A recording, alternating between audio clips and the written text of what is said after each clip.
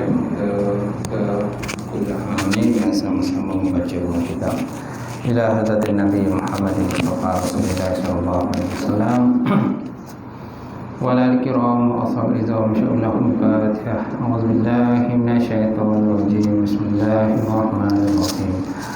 Alhamdulillahi rabbil alamin, arrahmanir rahim, maliki yaumiddin. Iyyaka na'budu wa iyyaka nasta'in. Ihdinas siratal mustaqim. Siratal ladzina an'amta 'alaihim ghairil maghdubi 'alaihim waladdallin. Amin. Assalamualaikum warahmatullahi wabarakatuh. Alhamdulillahillazi anzala 'ala 'abdil kitab wa lam yaj'al lahu 'iwaja qayyiman liyunzira ba'san shadidan min ladunhu wa yubashshirul mu'minina allazina ya'maluna as-solihat anna lahum ajran hasana makisina fi abada. Asyhadu an la ilaha illallah wahdahu la syarika lah wa asyhadu anna Muhammadan abduhu wa rasuluh. Allahumma salli wa sallim ala sayyidina wa nabina wa habibina wa maulana Muhammad imamil muttaqin wa qadil mujahidin wa ala alihi wa sahbihi ajma'in. Amma ba'd. Inna sadaqal hadis kitabullah wa khairul hadi hadi Muhammad sallallahu alaihi wasallam wa syarrul umuri muhdatsatuha wa kullu muhdatsatin bid'ah wa kullu bid'atin dhalalah wa kullu dhalalatin finnar. Qala Allah Subhanahu wa ta'ala fi kitabil azim, a'udzu billahi minasyaitonir rajim. Bismillahirrahmanirrahim. Yarfa'illahu allazina amanu minkum wallazina utul ilma darajat. Maksudnya Allah Subhanahu wa ta'ala mengangkat orang yang beriman dan ilmu di kalangan kamu beberapa derajat. Wa qala Nabi sallallahu alaihi wa ala alihi wasallam, la yu'minu ahadukum hatta akuna habba ilaihi min walidihi wa waladihi wan nasi ajmain. Maksudnya tidak sempurna iman salah seorang daripada kamu sehingga aku, kata Nabi, lebih dikasihi, melebihi kasih kepada ayahnya, melebihi kasihnya kepada anaknya, dan melebihi kasihnya kepada manusia semuanya. Alhamdulillah. Yang saya hormati sebenarnya Al-Fatihah itu imam kita Saudara Hafiz. Sebenarnya sebenarnya Fadil Bilal, sebenarnya pengurusi surau, jawatan kuasa surau, sidang jamaah muslimin muslimat, mukminin mukminat Allah Ta'ala. Alhamdulillah, kita panjatkan puji dan syukur pada Allah Subhanahu wa ta'ala kena dengan limpah kurnia serta rahmat pada Allah. Kita dapat bersama pada malam ini untuk kita sambung kuliah kita. Jadi malam ni adalah malam terakhir, tuan-tuan, sebelum kita menyambut Ramadan.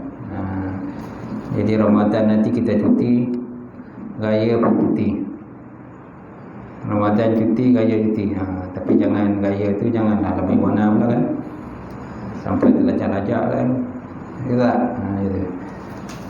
Dan COVID ni pun gaya pun tak boleh apa mana, tak macam tak ada COVID. Kita bebas pergi sana sini kan. Ya ni tak tahu macam mana SOP dia pula. Macam tu. Baik. Jadi malam ini kita sambung kitab Bidatul Hidayah. Kenapa mic ni jauh sikit?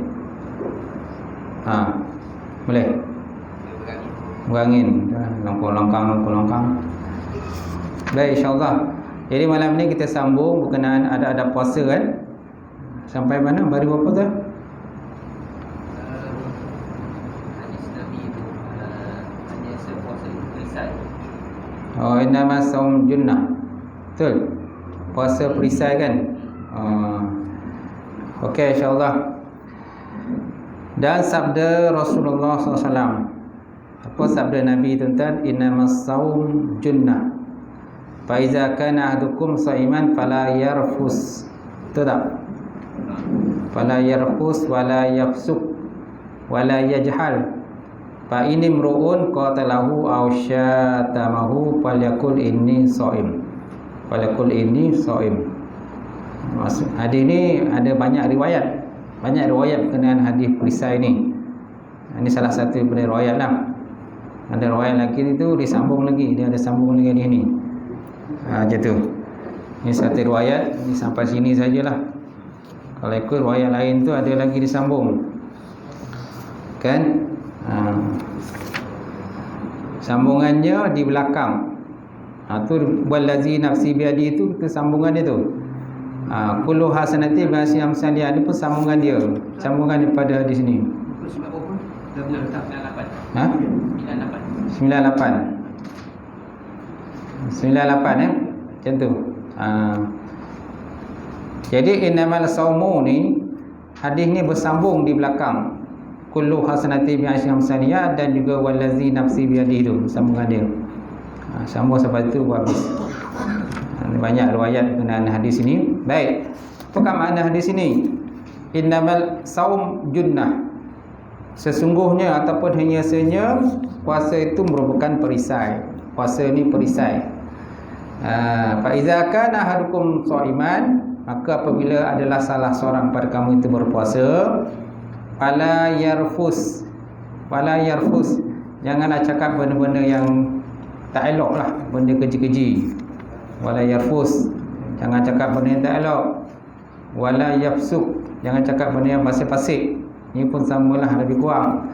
Wala yajhal, dan janganlah kata terpekik terlolong lah. Terpekik terlolong, meraung dan sebagainya.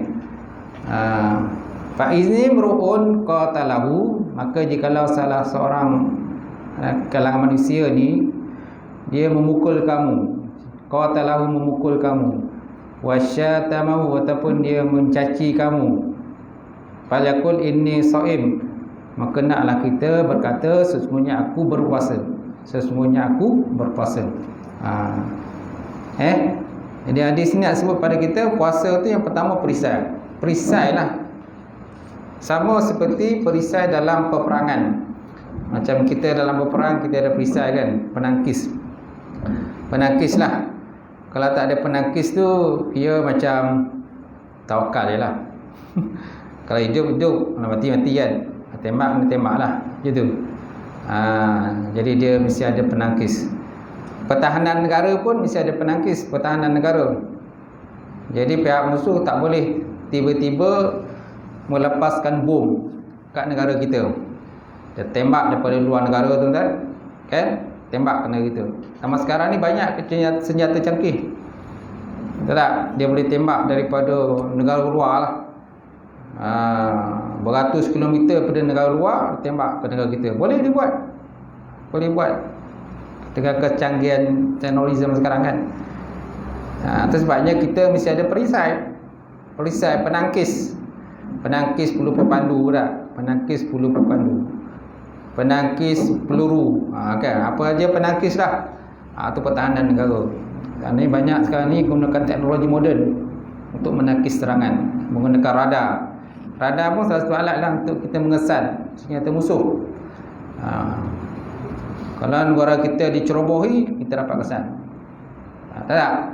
Dengan syarat orang kata keselamatan ni dia sentiasa bersiap sedia. Kalau pihak keselamatan ni tidur, walaupun senjata canggih pun, tapi tidur semua, tidak ada yang bersiap sedia, sudah tentu musuh lah, senang lah dia tembak kena kita. Jadi puasa macam tu juga, perisai, penangkis daripada hawa nafsu, syaitan dan sebagainya yang akan cubalah untuk menggoda kita lah, melakukan benda yang tak elok. Malahan Nabi juga sebut bahawa syaitan ini berjalan dalam saluran darah manusia. Syaitan berjalan dalam saluran darah manusia. Oleh itu naklah kita berpuasa. Bila kita berpuasa, kita menyempitkan akan saluran darah kita lah. Jadi syaitan tu tak boleh berak dengan bebas. Kalau kita tidak berpuasa, kita banyak makan dan banyak minum dan sebagainya, sudah tentu syaitan pun dia sonok lah. Dia sonok tuan-tuan. Itu sebabnya dalam kitab Arab dia kata as-saum yudayyiku majral dam bisababi ju' wal atash fatadayyaku majra syaitan. puasa itu menyempitkan saluran darah dengan sebab lapar, wal atash, dan juga dengan sebab dahaga. Patadayyaku majlis syaitan, maka dia menyempitkan saluran syaitan. Kenapa? Kerana hadis menyebut inna syaitan yajri minal insan majrad dam. Sesungguhnya syaitan itu berjalan daripada manusia pada saluran darah kita kan. Macam tu. Jadi bila kita puasa, maknanya kita jadi perisai lah. Perisai lah, benteng lah kita daripada nafsu syaitan tadi. Baik, kemudian syaitan pula, kalau disebut pada hadis tu wasubqatus syayatin wa ghulikas syayatin, syaitan dan jin dibelenggu, diikat dan dibelenggu lah. Itu ada juga hadis macam tu. Jadi yang memahaja Laila ni tuan, pada Ramadan ni nafsu ni. Nafsu ni ialah kesan daripada syaitan sebelum Ramadan. Bila sebelum Ramadan kita banyak mengabaikan perintah Allah Ta'ala dan ikut kemauan syaitan dan nafsu. Jadi bila Ramadan, walaupun syaitan diikat, nafsu masih ada lagi. Nafsu masih ada kan? Macam tu. Dia bermaharaja Laila lah. Dengan berpuasa tu, maka kita menyempitkan saluran syaitan. Pergerakan dia terkawal lah. Dia susah lah nak ganggu kita. Macam tu. Jadi apabila kita berpuasa, fala yarfus, jangan cakap yang tak baik, antara perkara-perkara ucah. Wala yafsuk, dan jangan buat benda maksiat. Wala ijhal, jangan bertindak seperti orang jahil. Contohnya terpekik terlolong, tak tahu pasal kan. Tak tahu pasal, terpekik terlolong.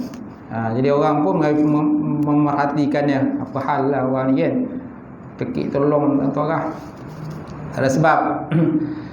Oleh itu apabila orang memukul kita, mencaci kita kan, syatamahu, mencaci, fal yakul ini shaim, maka naklah kita kata aku berpuasa, ya Allah aku berpuasa.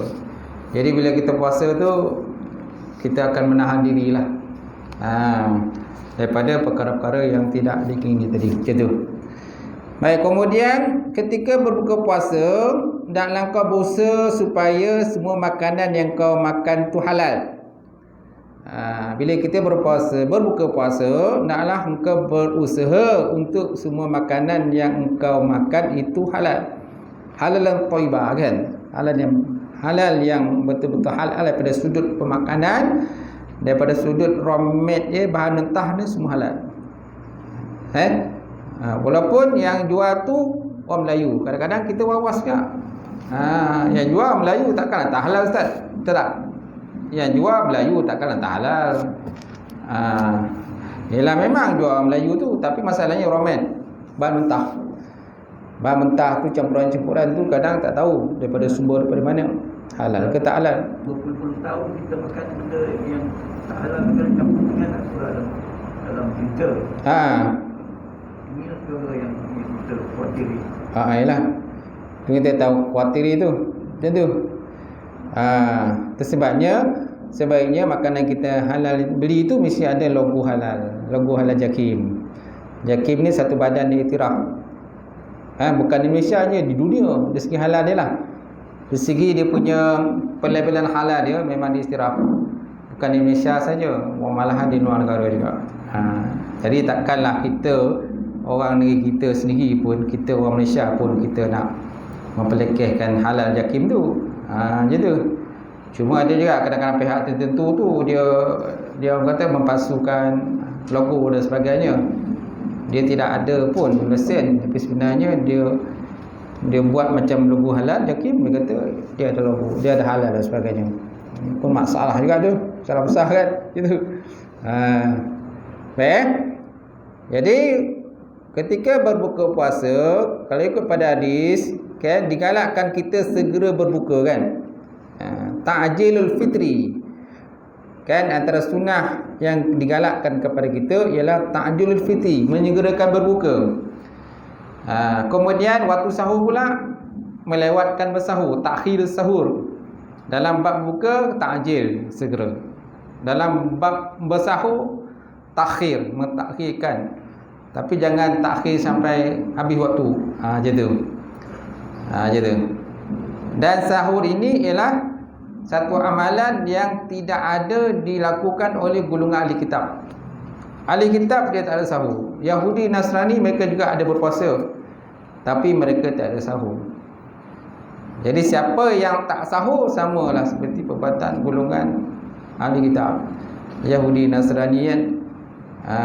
Jadi perbezaan antara kita dengan Yahudi ni ialah dalam bab sahur antaranya. Bab sahur kita kena bangun bersahur, kerana pada sahur tu ada berkat dia.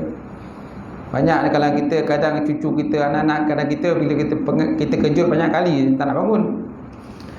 Kejut banyak kali tak bangun. Bila kejut banyak kali tak bangun, jadi siang berpuasa dia dah tak bermaya kan, tak bermaya sebab apa dia tak bersahur. Jadi dia anggap mudah, dia ambil mudah lah perkara tu. Sedangkan bila sahur ni seperempuannya adalah lapis perut tu kan. Jadi bila kita siang bekerja, kuatlah insya-Allah tenaga. Kadang-kadang kita terlewat kan. Ada lagi 1 minit nak habis masak kan. Lepas tu nak makan, nak ke dapur semua memang tak sempat. Lepas tu kat tepi katil kita ada air. Terus kita minum air. Adakah itu kira sahur? Kira sahur lah. Walaupun seteguk air, maka dikira bersahur. Macam tu. Ataupun seteguk air susu pun dikira bersahur. Macam tu. Maka kita dapatlah keberkatan sahur tu. Walaupun seteguk air pun kita tengok, walaupun seteguk air kadang-kadang bila kita sahur kita ada kekuatan lah pada siang hari. Apalagi kalau kita banyak makan. Sahur kan main lagi belasah tu kan. Nasi orang kata lauk malam tu pula ada lebih macam tu. Belajar sakan. Cepatkan untuk ni. Kalau katakan dia dah dengar azan surau ni lah, tapi dia ragu-ragu lah yang kan waktu surau berubah. Macam surau ni cepat sikit, surau ni lambat sikit. Surau ni dah azan, bila tunggulah seminit nak pastikan betul-betul confirm masuk. Adakah itu melambat-lambat confirm? Dia tunggu seminit lah, seminit. Adakah tu dikira melambat-lambat ke? Seminit kira tak boleh lagi. Boleh lagi lah. Takjil tu, segera tu. Mana lambat ni melambat daripada segi uruf. Daripada sudut uruf ni lambat. Ni lambat ni. Tapi kalau dari segi uruf tu masih lagi kira cepat, cepatlah. Dia tu. Apalagi kalau kita nak confirmkan betul-betul kan. Kita nak pastikan betul-betul waktu azan dah masuk tu. Macam tu. Zaman sekarang ni pun ada jadual kan. Jadual berbuka puasa tu tak? Kan dah ada. Dah diedarkan. Kalau tak ada carilah mana-mana jadual berbuka puasa. Jadi kena pastikanlah betul-betul lah. Kadang surau lambat azan ni. Kan tukang azan tak tahu ke mana kan. Tukang azan sibuk. Jadi dia dah lewat datang ke surau. Jadi azan pun lambat. Kita dah tahu dah azan dah masuk. Waktu dah masuk buka tu terus buka je lah. Janganlah kita tunggu lagi kan. Macam tu. Janganlah kita tunggu. Kita dah yakin, antara perkara yang ditekankan ketika berbuka ini ialah yakin masuk waktu, dia tekan. Yakin masuk waktu, duhulul waqti, ataupun terbenam matahari. Yakin terbenam matahari maka masuk waktu. Tu terus buka. Jangan kita tunggu lagi lah. Macam tu. Walaupun tak sempat hidang banyak-banyak, tapi kurang-kurang ni kita dah capai lah. Air ke seteguk air ke secawan gelas ke sebagainya, dah boleh lah. Yang penting dah buka dah. Macam tu. Dia tu pertanyaan. Kan pada malam yang pertama tu kan kita baca niat untuk sebulan kan. Lepas tu tiap-tiap malam selepas tarawih tu kan kita baca niat juga kan. Tapi apakah kalau malam tu langsung tak terjaga, kita terjaga pukul 6.30 waktu imsak dah habis. Jadi macam tu tak payah sahur pada tu kan? Maksudnya kita dah berniat. Kita dah berniat selepas tarawih kan.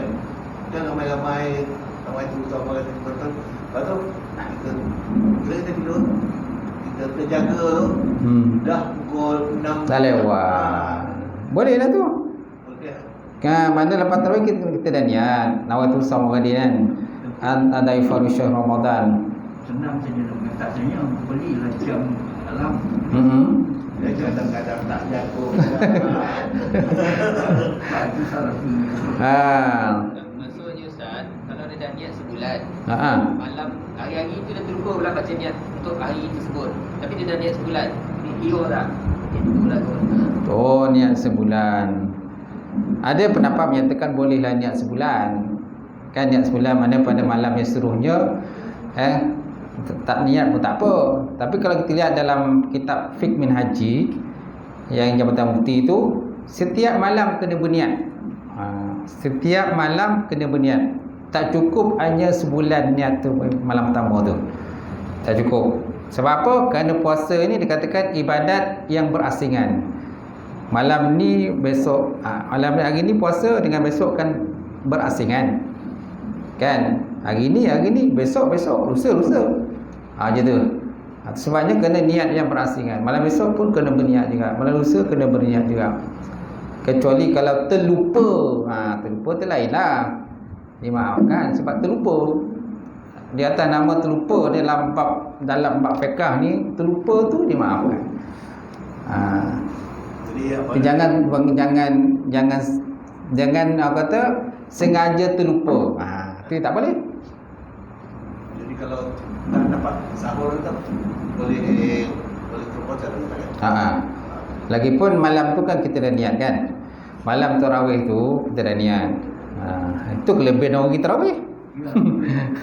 Orang tak kita tarawih tu yang kadang-kadang tu dah lah dia tak niat lepas tarawih tu. Lepas tu dah lah tak bangun pula sahur pula.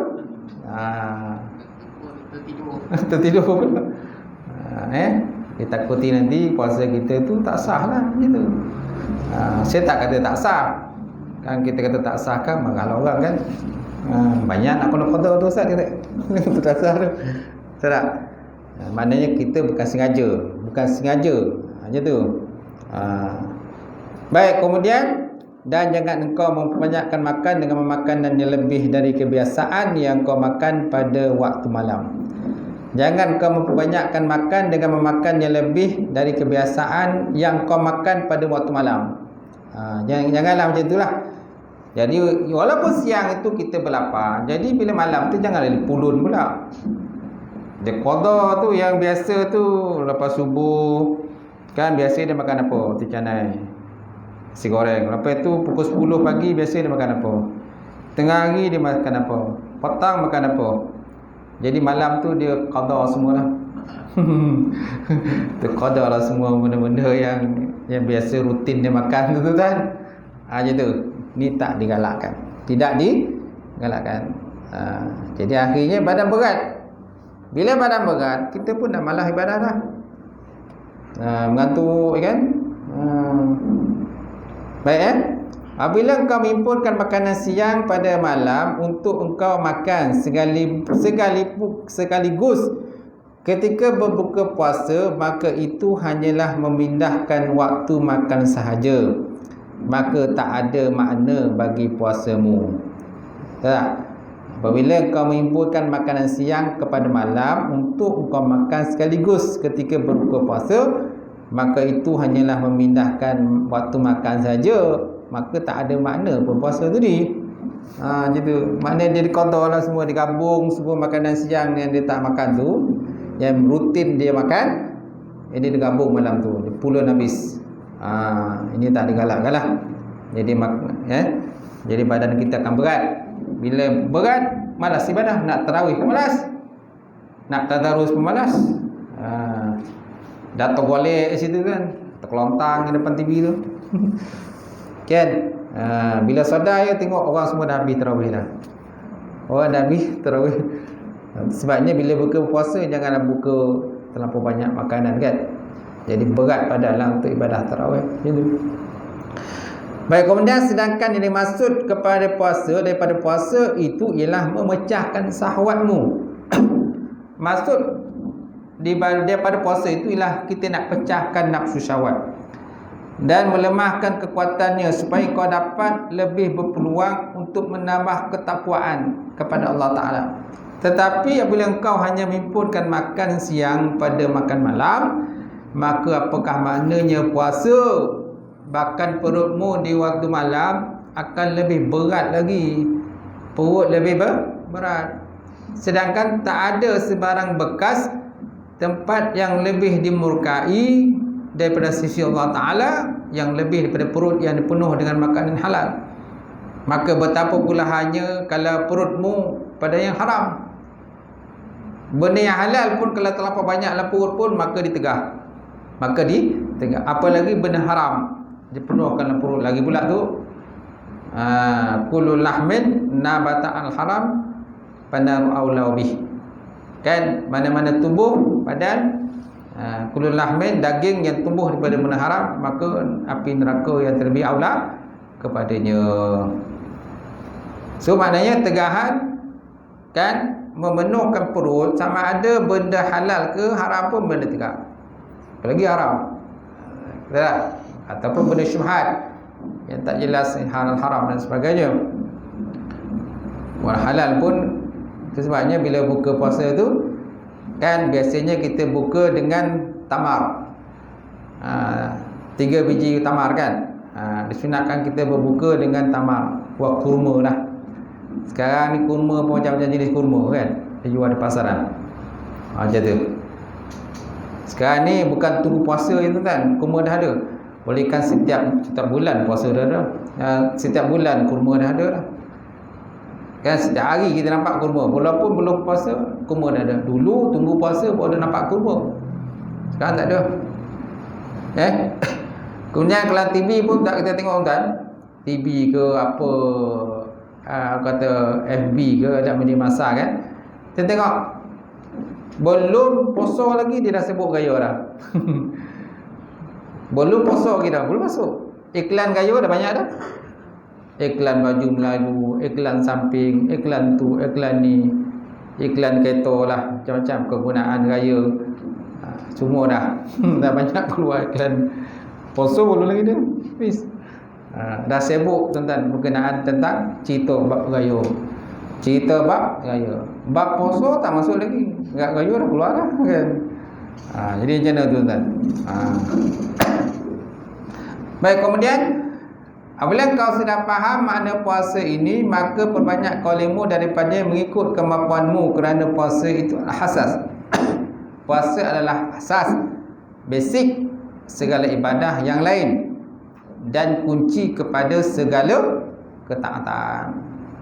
Puasa kan, maka perbanyak kaulimu daripada mengikut kemampuanmu kan, kerana puasa ialah asas segala ibadah yang lain dan kunci kepada ketaatan. Dan puasa pula kalau ikutkan banyaklah. Kelebihan-kelebihan puasa ni sangat banyaklah, tak terhitung dah banyak dia. Antaranya ialah ganjaran pahala besar. Nabi kata, Allah Ta'ala kata as-saum li wa ana ajzi bih, ada di bawah tu. Allah Ta'ala kata as-saum li wa ana ajzi bih, puasa itu bagi aku dan akulah yang membalasnya. Akulah membalasnya. Berapa ganjaran aku nak bagi, terpulang pada aku lah, kata Allah Ta'ala lah. Macam tu. Puasa juga menyihatkan badan. Puasa juga menyihatkan tubuh badan kita. Jadi kalau kita badan nak sihat, kena rajin puasa. Macam tu. Kemudian orang berpuasa jaminan syurga oleh Allah Subhanahu Wa Ta'ala. Kemudian darjat pula diangkat oleh Allah Ta'ala. Macam tu. Kemudian kifarah segala dosa. Rasulullah SAW sebut, dia kata as-salawatul khamsi wa jum'at ila jum'at wa ramadan mukaffiratun ma bainahunna iza ujtiniba al-kabair. Semayang yang 5, Jumaat ke Jumaat, wa jum'atu ila Jumaat, wa ramadan dan ramadan mukaffiratun, mengkifarahkan ma bainahunna, barang di antara keduanya, Jumaat ke Jumaat tadi, iza ujtinabatil kabir, apabila kamu menjauhkan segala dosa-dosa besar. Bila kamu menjauhkan segala dosa-dosa besar. Kemudian man shoma Ramadan imanan wa ihtisaban ghufira lahu ma taqaddama min dzambih. Barang siapa yang berpuasa pada dalam Ramadan dan keadaan dia beriman. Kan maksud iman ini ialah man shoma Ramadan tasdiqan bima jaa fi zalika min nusus kitab was sunnah min al fardiyah wal fadli. Maksud dengan iman ini ialah barang siapa berpuasa dalam keadaan dia membenarkan apa-apa yang datang dia berdasarkan kepada Quran dan sunnah daripada segala kefarduan. Itu maksud iman tadi. Kemudian ihtisaban. Apa maksud ihtisaban? Man shoma Ramadan taliban li sawabillahi ta'ala. Orang yang berpuasa kerana menuntut pahala daripada Allah Ta'ala. Wa raghbah fil ajri. Dan kegema dalam bab pahala. Okay? Dan ikhlas pada Allah. Mukhlisan ni ikhlaslah. Maka diampunkan baginya dosa yang telah pun terdahulu, masya-Allah.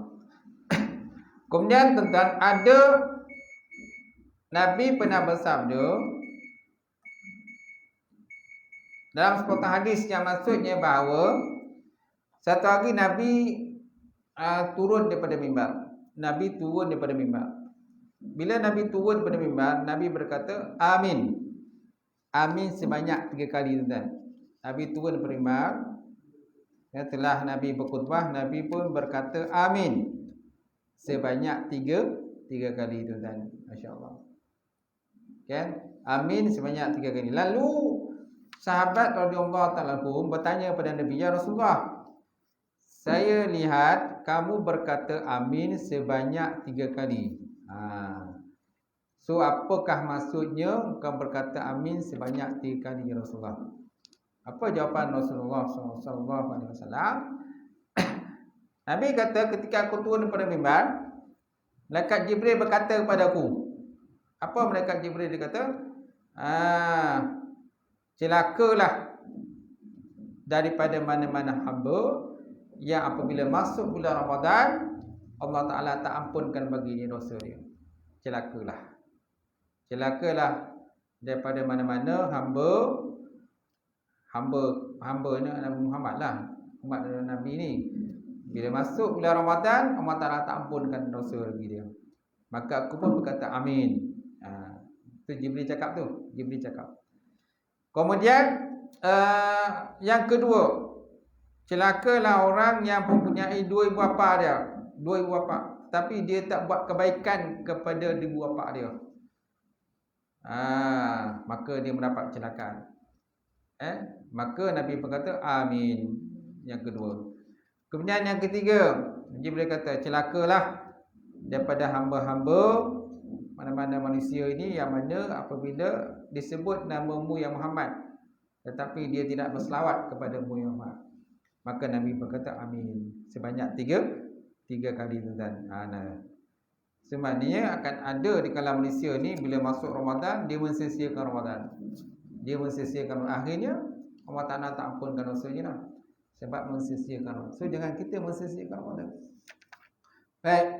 Kemudian oleh kerana itu sambungan tadi Rasulullah SAW bersabda, qala Allah Subhanahu wa ta'ala kullu hasanatin bi asyri amsalha illa sab'atin dhifin illa shaum fa innahu li wa ana ajzi bih. Allah Ta'ala berfirman, dia kata bahawa setiap kebaikan itu akan digandakan 10 kali ganjaran pahala sehingga sampai 700 ganda mengikut keikhlasan dan keindahan amalan tersebut, kecuali puasa. Puasa itu untuk aku, kata Allah, dan akulah yang akan membalasnya. Aku sendiri yang membalasnya langsung dengan pahala yang tidak terhitung banyaknya. Amalan-amalan lain sama ada mendapat 10 ganjaran pahala ataupun lebih sampai 700 ada. So kalau puasa ni lebih lagi 700 pahala yang Allah Ta'ala sediakanlah. Yang mana Allah Ta'ala saja lebih tahu berapa jumlah pahalanya. Kemudian lagi sabda Rasulullah, walazi nafsi biyadih la khulufu famit ta'im atyabu innallaha min rihi miski. Yaqulu azza wa jal innama yazru syahwatahu wa ta'amahu wa syarabahu min ijri fasawm li wa ana ajzi bih. Maksudnya, dan demi Allah yang diriku di bawah kekuasaannya, sesungguhnya bau mulut orang berpuasa itu lebih harum pada sisi Allah Ta'ala daripada bau kasturi.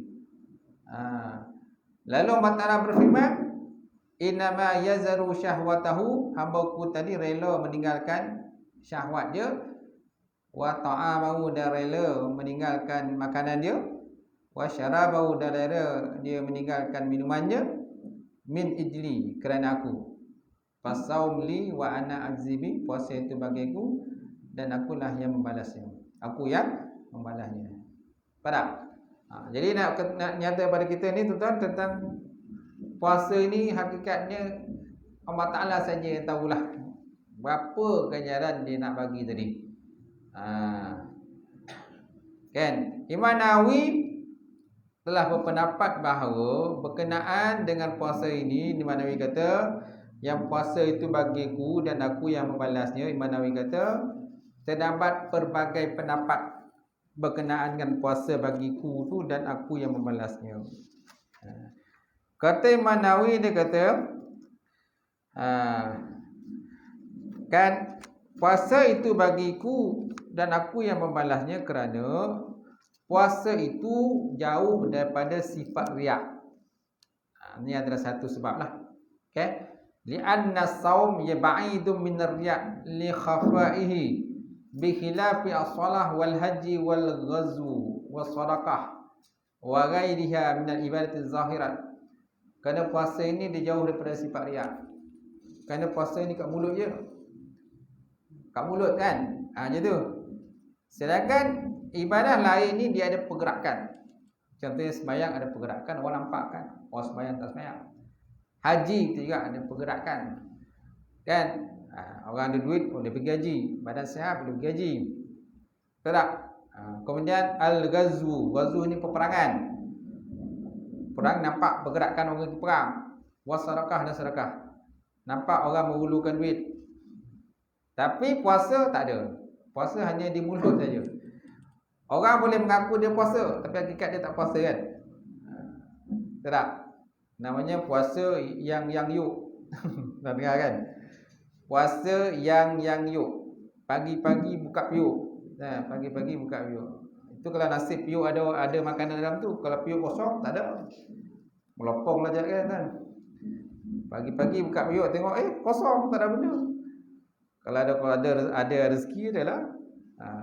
Tapi perbuatan tu tak haram lah. Tetap haram lah. Kerana Allah Ta'ala menekan kita puasa. Kutiba alaikumusiyam kan. Wahai orang beriman, difardukan kepada kamu berpuasa kan. Kerana dia rukun Islam. Bila rukun Islam mesti buat. Nak tak nak kena buat. Ya tu. Kau suka ke tak suka ke mesti buat. Kerana merupakan kefarduan. Macam tu. Kemudian ada pula pendapat menyatakan puasa itu bagiku dan aku yang membalasnya kerana puasa tadi li'anna istighna min at-ta'am wasyarab min sifatillah. Kerana sesungguhnya terkaya daripada makan dan minum itu daripada sifat-sifat Allah. Terkaya daripada makan dan minum, mana tak memerlukan makan minum ini, min sifatillah, daripada sifat Allah. Fataqarabu sa'im bima yata'allaqu bihi sifat. Maka menghampirkan nilai orang berpuasa itu dengan sesuatu yang bersangkut paut dengan sifat Allah Ta'ala tadi. Wa in kana sifatullah la yashabuha bi syai'in. Sekalipun sifat Allah Ta'ala tak boleh serupakan dengan sesuatu. Sekalipun sifat Allah Ta'ala tak boleh serupa dengan sesuatu, tetapi kan terkaya pada makan minum, tak hajat pada makan minum ni termasuk dalam sifat Allah, di mana Allah Ta'ala tak makan dan tak minum. Itu sebabnya Allah Ta'ala kata as-saum li wa anana azibih. Aku puasa itu bagi aku dan aku yang balasnya. Baik, ada pula pendapat menyatakan bahawa puasa itu bagiku dan aku balasnya. Kenapa? Kerana puasa itu inna al-munfaridu bi'ilmi miqdari sawabihi. Kerana puasa itu terasing dengan kita mengetahui kadar pahalanya. Terasinglah dengan kita mengetahui kadar, mana kita tahulah kadar pahalanya. au tad'iful hasanat, ataupun berganda-ganda kebajikannya, wa ghairihi minal ibadah, dan selainnya pada segala ibadah. Azharallahu subhanahu wa ta'ala ba'du makhluqat ala miqdari sawabi. Kalau selain ibadah tadi, Allah Ta'ala menzahirkan sebahagiannya kepada makhluk dengan Allah Ta'ala sebut kadar pahala dia. Allah Ta'ala sebut kadar pahalanya. Contohnya berjihad kepada Allah Ta'ala kan, mendapat pahala mati syahid, ataupun menafkahkan infak pada Allah Ta'ala dapat 700 pahala kan. Orang infak satu benda dapat kan pahala 700 pahala. Jadi kita tahu kadar dia. Baik. Kemudian ada pula qaul menyatakan bahawa as-saum li wa ana azibi idafa ila Allah idafatu tasyrif. Maksudnya pergandingan makna kalimat as-saum li wa ana azibi ini ialah pergandingan penyandaran perkataan yang bermakna tasyrif, kemuliaan. Tasyrif seperti kemuliaan, seperti kalimat Baitullah. Baitullah, asal pada kalimat Baitullah, Baitul satu, Allah satu, Allah esa kan. Jadi kalau kita asingkan Baitul, rumah, dengan kalimat Allah, maka Baitul tu sama seperti Baitul rumah lain lah. Tidak ada kemuliaan lah rumah tadi. Tapi bila disanakan kata Allah dengan Baitul, jadi Baitullah, jadi mulia tak? Mulia lah. Baitullah kan mulia. Tapi kalau kita pisahkan Baitul dengan Allah, maka Baitul tu tak ada nilai lah. Jadi macam sama macam rumah je biasa lah. Itu juga Naqatullah. Naqatullah ini ialah unta Allah. Naqatullah ialah unta kan. Naqatullah ni unta kan. Kalau dipisahkan perkataan unta dengan Allah, ada nilai tak unta tadi? Tak ada nilai lah. Nilai daripada manusia adalah nilai daging ni kan. Tapi pada sisi Allah tak ada nilai. Tapi bila digandingkan naqatullah ni, maka sudah tentu ada nilai lah daripada sisi Allah Subhanahu Wa Taala. Jadilah. Baik, kita lihat tadi semula. Kemudian okey. Dan lagi sabda Rasulullah SAW, lil jannati babun yuqalu lahu rayyan la yadkhuluhu illa shaimun. Maksudnya lil jannati, bagi syurga itu terdapat satu pintu dinamakan sebagai ar-rayyan. Tidak masuk dalam pintu itu kecuali orang berpuasa. Seorang berpuasa je dia akan dapat masuk pintu ar-rayyan nama dia. Jadi mudah-mudahan kita masuk syurga besok, kita masuk pintu ar-rayyan. Pintu ar-rayyan. Syurga ni ada berapa pintu kan? Syurga ada 8 pintu kan? Ada 8 pintu. Jadi mudah-mudahan kita masuk mana-mana pintu lah, ataupun masuk pintu ar-rayyan. Macamlah. Dia ada hadis berkenaan dengan hadis ini. Hadis ini sebenarnya ada sambungan lagi tuan-tuan. Dia ada sambungan lagi. Dia bukan sampai setakat tu je hadis tu. Saya tengah nak tengok lagi hadis yang berkenaan dengan ar-rayyan ni. Baik, saya terlupa kat mana.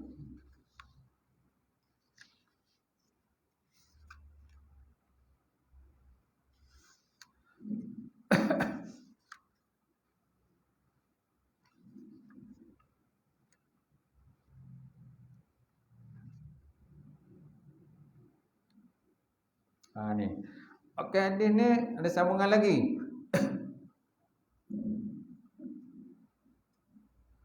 Inna fil jannati baban yuqalu ar-rayyan yadkhulu minhu as-saimu yaumal qiyamah la yadkhulu minhu ahadun ghairihim yuqalu aina as-saimun wa yaqumu la yadkhulu minhu ahadun ghairuhum fa iza dakhala ahaduhum ughliqa falam yadkhul minhu ahadun.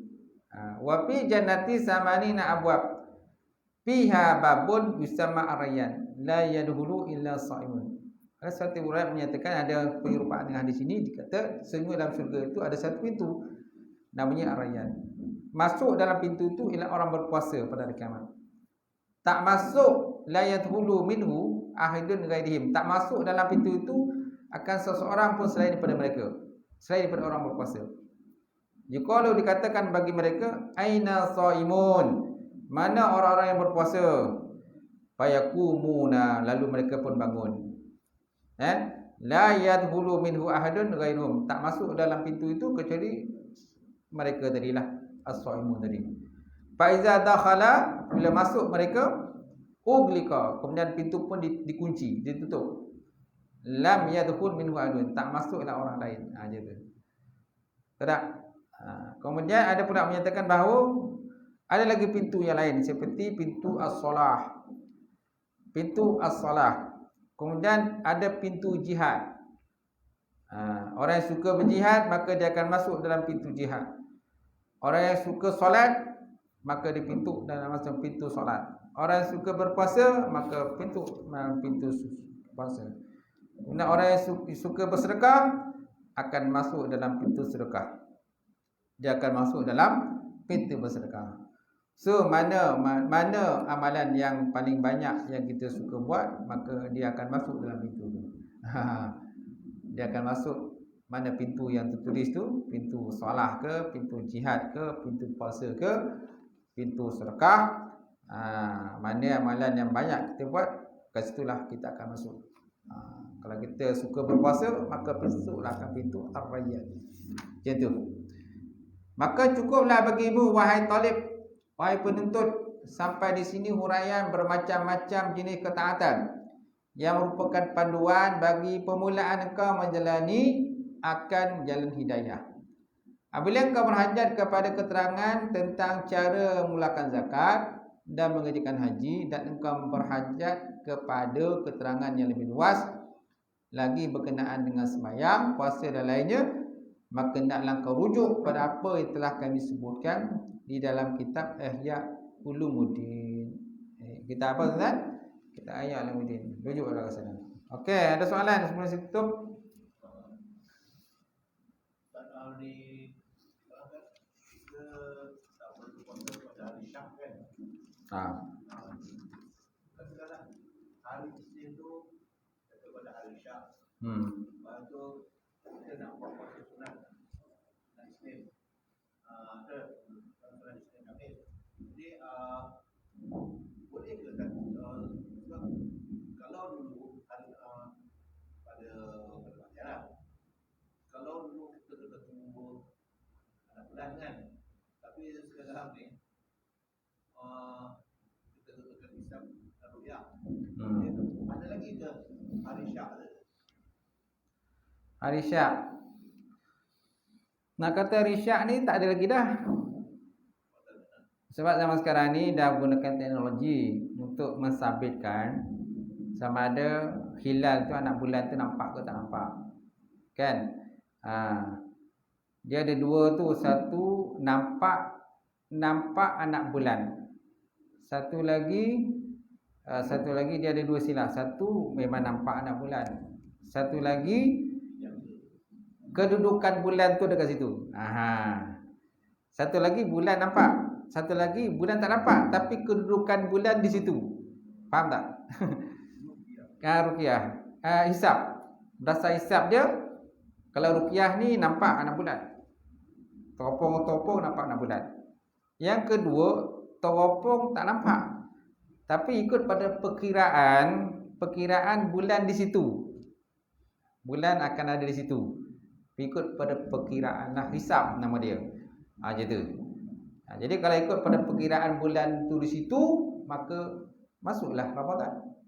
Itu yang ijma' orang kata di sekalangan kata Jabatan Mufti semua kan, semua sepakat menyatakan bulan ada.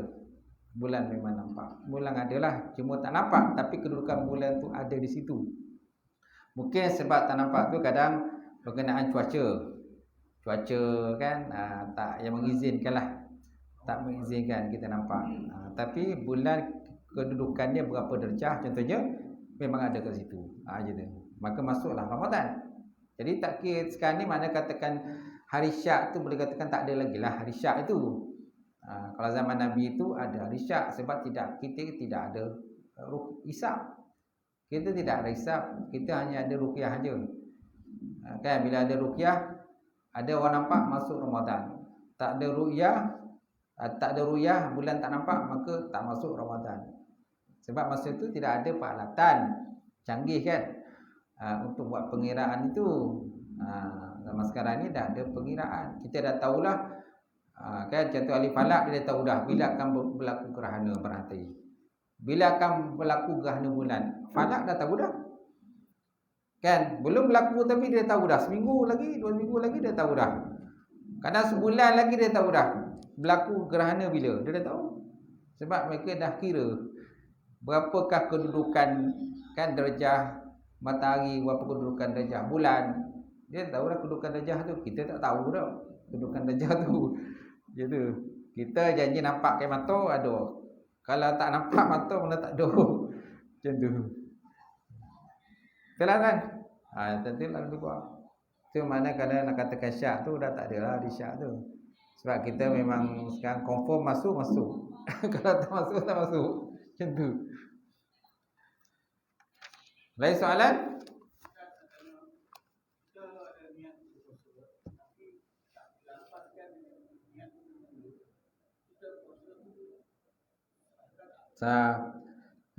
Dia ni kita lafaz tu sunat dilafazkan. Apakah tujuan melafazkan? Tujuan melafazkan untuk lebih tahqiq lah. Tahqiq mana lebih kuat lagi lah. Kuat lagi. Tapi kalau sekadar niat saja, niat saja puasa, sahlah, tak ada masalah. Ya, nama je niat.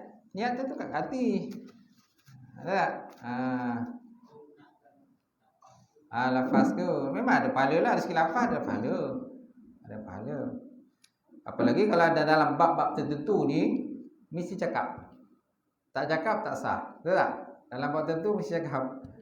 Contoh dalam bab nikah kan, kau tak cakap terima nikah. Jadi orang main niat je kan. Jadi tak sah lah. Jadi bakal isteri pun ragu-ragu. Aku ni isteri dia ke tak isteri dia kan. Tak ada sebut pun saya terima nikah. Okay. Contohlah. Dalam bab lain pun juga. Dalam bab jual beli kan, mesti kita sebut. Tak sebut tak sah gitu. Dalam bab mewakilkan, mesti kita sebut. Tak sebut tak sah lah. Gitu. Mesti kita sebut saya wakilkan kamu. Yang wakil mewakil pula saya terima wakil. Usah kan? Tak sebut tak sah. Mana dalam bab tertentu mesti sebut. Itu. Okey, lain soalan?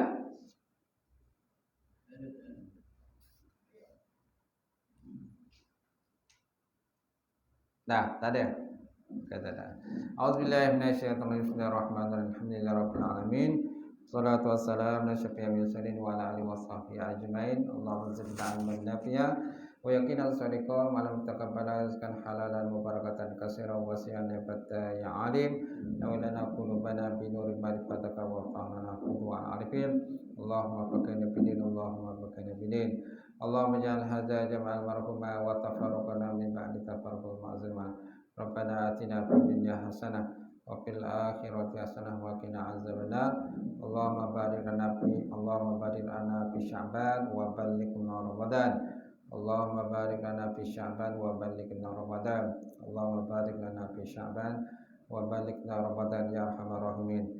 Wa sallallahu ala sayyidina Muhammadin wa ala alihi washabbihi ajmain. Walhamdulillahirabbil alamin. Qaballallahu minkum.